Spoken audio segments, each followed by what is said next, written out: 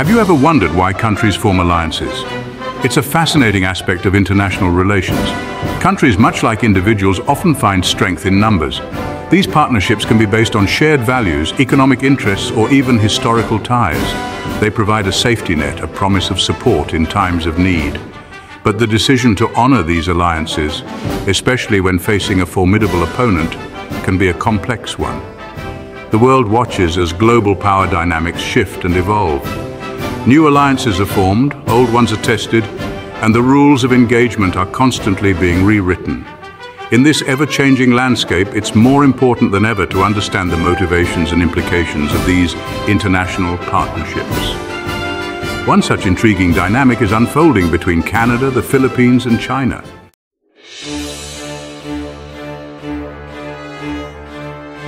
The South China Sea simmers with tension. China's growing assertiveness in the region has raised eyebrows and sparked concern among its neighbors, particularly the Philippines. This brings us to a particularly intriguing question. Why would Canada, a country geographically removed from the South China Sea, involve itself in a potential conflict between the Philippines and China? At first glance, Canada's potential involvement might seem puzzling. After all, Canada and China maintain extensive economic ties. China represents a significant market for Canadian exports, and the two countries collaborate on various global issues. Wouldn't supporting the Philippines jeopardize this crucial relationship? To understand this seemingly paradoxical situation, we need to delve deeper into the historical, political, and economic factors at play.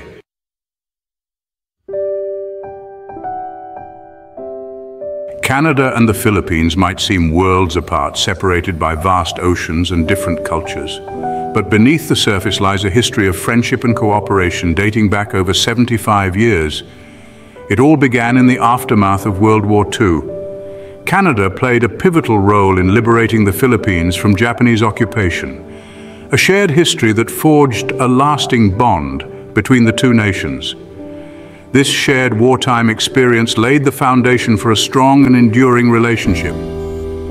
Over the decades, Canada and the Philippines have stood shoulder to shoulder on numerous occasions, supporting each other on international platforms and collaborating on development projects.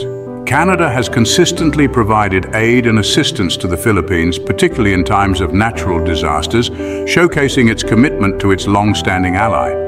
This historical context provides crucial insight into the present-day dynamic between the two nations. It highlights a deep-rooted sense of camaraderie and a shared commitment to democratic values and international cooperation. This shared history serves as a reminder that alliances are not merely transactional agreements. They are built on a foundation of mutual respect, understanding, and a shared vision for a better future.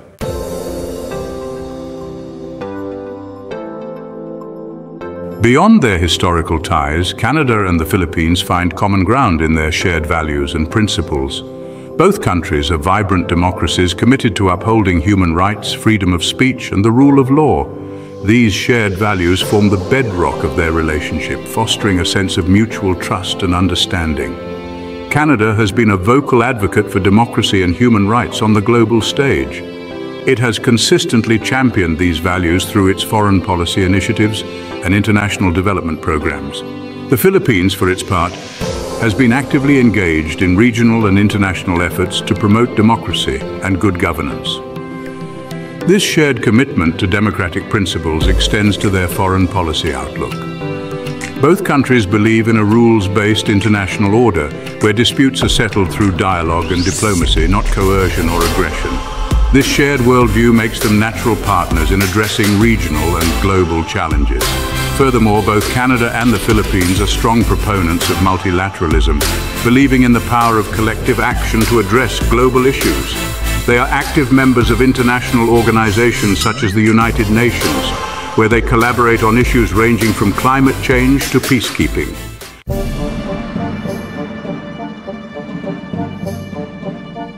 Right, let's talk about Canada and China. They've got this complex relationship. See, on the one hand, they're significant trading partners. China's a massive market for Canadian goods, especially natural resources. And let's not forget the investments flowing both ways. It's all about the bottom line, isn't it? But here's the rub. Their values, not exactly aligned. Canada, with its focus on human rights and democracy, often finds itself at odds with China's authoritarian system. Think about the situation in Hong Kong, for instance, or the treatment of Uyghur Muslims. Canada's been quite vocal in its criticism, which obviously doesn't sit well with Beijing. And this is where the balancing act gets tricky. Canada wants to maintain its economic ties with China, but not at the expense of its principles. It's a tightrope walk, really. Speaking out against China's human rights record could jeopardize trade relations, but staying silent would be a betrayal of Canada's core values. So what's a country to do? It's a tough spot, no doubt. Canada's trying to find a way to navigate this complex relationship, but it's a constant juggling act, weighing economic interests against moral obligations. Not an easy task, is it?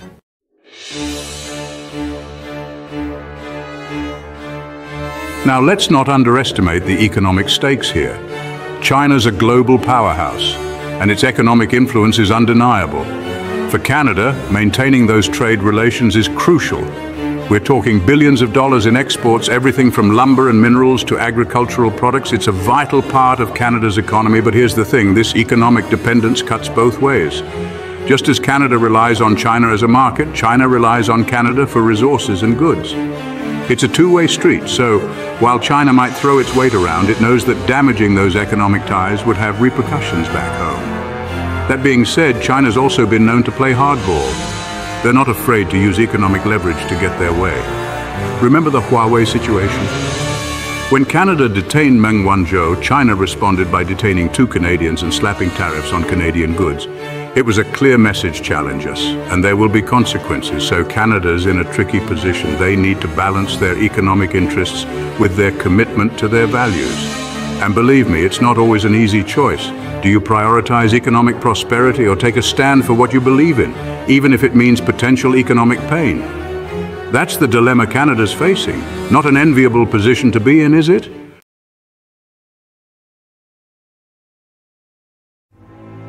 Right, let's talk about the South China Sea. It's a bit of a powder keg, isn't it? You've got all these countries, including the Philippines, claiming bits of it. And then there's China, flexing its muscles, claiming pretty much the whole lot. They've even built these artificial islands, military bases, the works. Talk about a show of force, eh? Now the Philippines, they're not backing down. They're a small country compared to China, but they've got guts. They're standing up for their rights, taking their case to international courts. But let's be honest, legal battles take time. And in the meantime, the situation on the water is tense, to say the least. You've got Chinese Coast Guard vessels harassing Filipino fishing boats, blocking access to traditional fishing grounds. There have been reports of ramming, even sinking. It's a dangerous game of cat and mouse, and it could easily escalate. One wrong move, one miscalculation, and things could spiral out of control. So it's a volatile situation, no doubt about it. And the big question is, what happens if it boils over? What happens if those tensions erupt into open conflict? That's the million-dollar question, isn't it?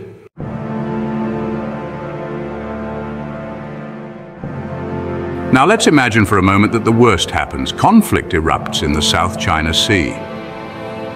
What role could Canada play?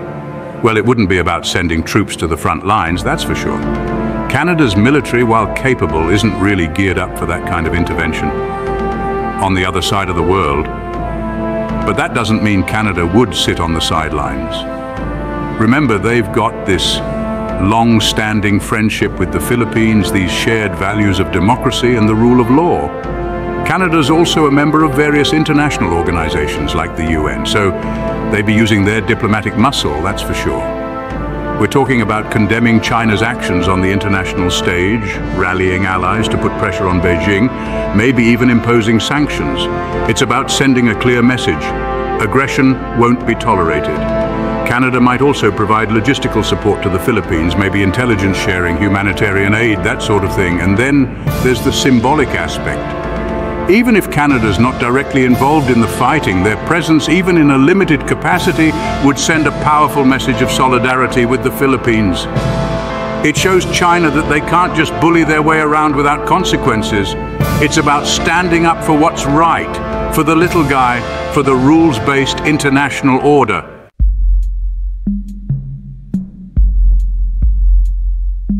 Right, let's get down to brass tacks and talk about international relations theory, eh? Sounds a bit dry, I know, but bear with me. It helps explain how countries act on the world stage. First up, realism. Realists, they're a pragmatic bunch. They see the world as it is, not as we wish it to be. For realists, it's all about power, who's got it, who wants it, and who's willing to use it. They believe that states are primarily motivated by self-interest, by survival. It's a bit of a dog-eat-dog world in their view. So, how would a realist view Canada's potential support for the Philippines against China? Well, they might question whether it's really in Canada's national interest to get involved. After all, China's a rising power, a major economic player. Picking a fight with them could have serious consequences. Why risk it for a country thousands of miles away? Realists might argue that Canada should prioritize its own security and economic well-being, even if it means turning a blind eye to China's actions. It's a cold-hearted calculation, but that's realism for you.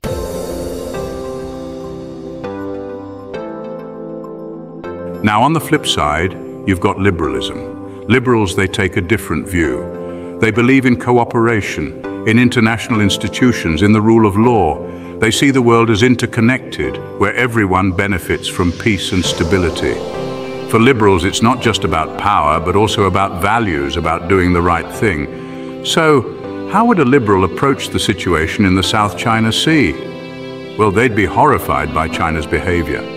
Claiming territory by force, bullying smaller neighbors, undermining international law, it goes against everything they stand for. Liberals would argue that Canada has a moral obligation to stand up for the Philippines, to defend the rules-based order. They'd say that appeasement doesn't work, that ignoring aggression only emboldens bullies. Instead, they'd advocate for a strong, united response, showing China that its actions have consequences. Liberals would emphasize the importance of alliances, of working together to uphold shared values.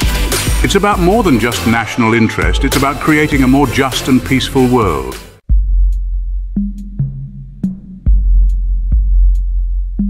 Section 3, Canada's choice, a balancing act. So there you have it, two different perspectives, two different ways of looking at the world. Realism, with its focus on power and self-interest, and liberalism, with its emphasis on cooperation and values. Of course, the real world is never that simple. Foreign policy decisions are rarely black and white. Canada, like all countries, has to weigh a complex set of factors. They've got to consider their own security and economic well-being, of course, but also their international commitments, their values, their place in the world. It's about finding a balance, a way to reconcile competing priorities. In the case of the South China Sea, that means navigating a tricky path between maintaining relations with China, a vital economic partner, and supporting the Philippines, a long-standing ally facing aggression. It's a delicate dance, and there's no easy answer. Ultimately, Canada's decision will depend on its assessment of the risks and rewards, and on its fundamental understanding of its role in the world.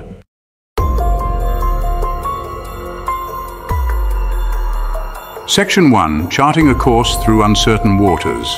Well, we've covered a lot of ground here, haven't we? From the sunny Philippines to the bustling streets of Hong Kong, and all the way back to Canada's own backyard. It's a complex web, this world of international relations, full of shifting alliances, delicate balances, and tough choices. But one thing's for sure, Canada's facing a real dilemma in the South China Sea. On the one hand, you've got China, this economic powerhouse, flexing its muscles, throwing its weight around. Ignoring them completely? Not really an option. Their economy is deeply intertwined with Canada's, and frankly, nobody wants to see a trade war. On the other hand, there's the Philippines, a longtime friend, a fellow democracy, staring down the barrel of Chinese aggression. Can Canada, with its history, its values, really stand by and watch as a friend gets bullied? It's a tough call, no doubt about it. And there's no easy answer. It's about finding that sweet spot, that delicate balance between safeguarding national interests and upholding international obligations. Talk about a tightrope walk, eh?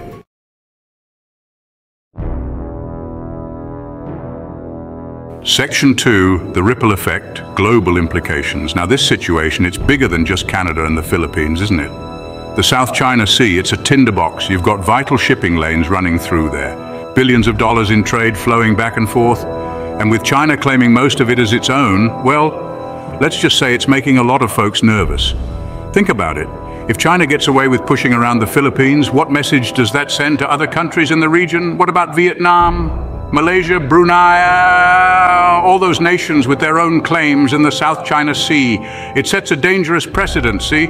It undermines the whole idea of a rules-based international order, the very foundation of global stability. And that's why Canada's decision, whatever it may be, has implications far beyond its own borders. It's about sending a message to the world about what Canada stands for.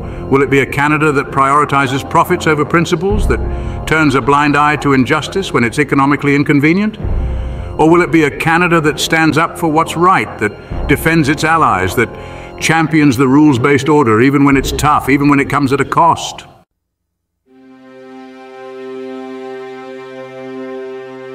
Section 3, keep wondering. So there you have it.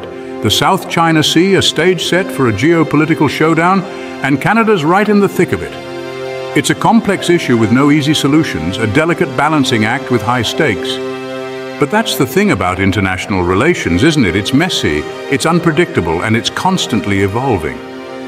But that doesn't mean we should shy away from asking the tough questions, from grappling with the complexities.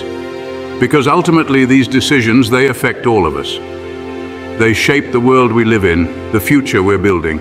So keep wondering about these things, keep asking questions, keep yourself informed. Because the more we understand about the forces shaping our world, the better equipped we'll be to navigate the challenges ahead.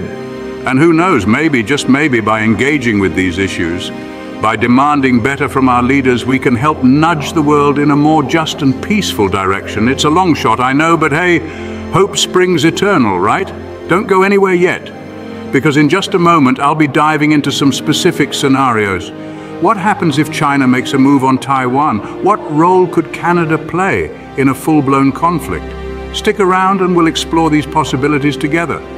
And hey, while you're at it, why not hit that subscribe button? That way you won't miss out on any of the upcoming analysis.